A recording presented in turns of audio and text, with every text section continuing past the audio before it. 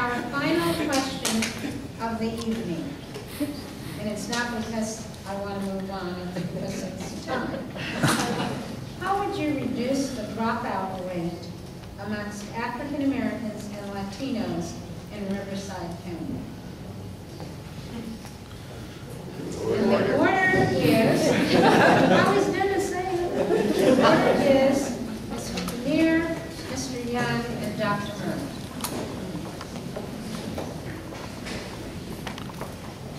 I don't want to sound like a broken record, but the fact is we have to connect all of our kids. And clearly,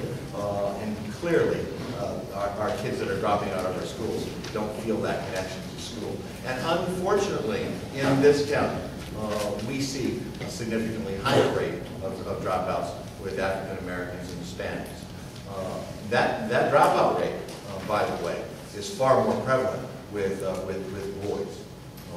The key to solving our dropout rate is how do we connect young boys to our schools. We can't wait till they get to high school. We have to see success before we get to high school. But high schools can't ignore them either. We're going to do that through our special programs and services, the very ones that are in jeopardy now because of our budget reductions and our budget cuts.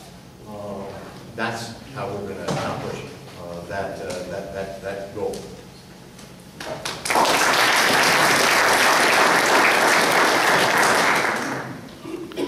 For the most part, dropouts don't happen in high school.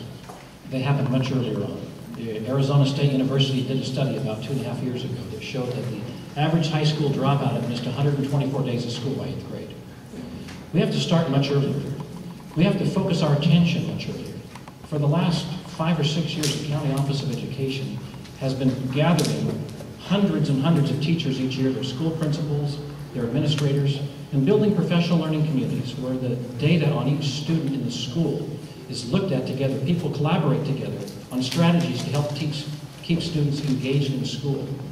Students start out on a dropout trajectory very early on, and there has to be a very focused effort on continuing to push that community of learning and engagement and using data to help every student be successful.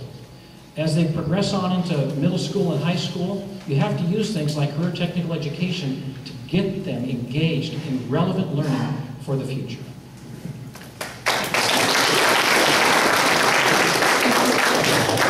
I concur totally with Mr. Young. Youngsters, they don't drop out. Well, they think about it in middle school, and they do it in high school. I think one of the things that we need to do is to analyze successful programs and tailor them to meet our student needs. A dropout issue is a major problem throughout the entire country.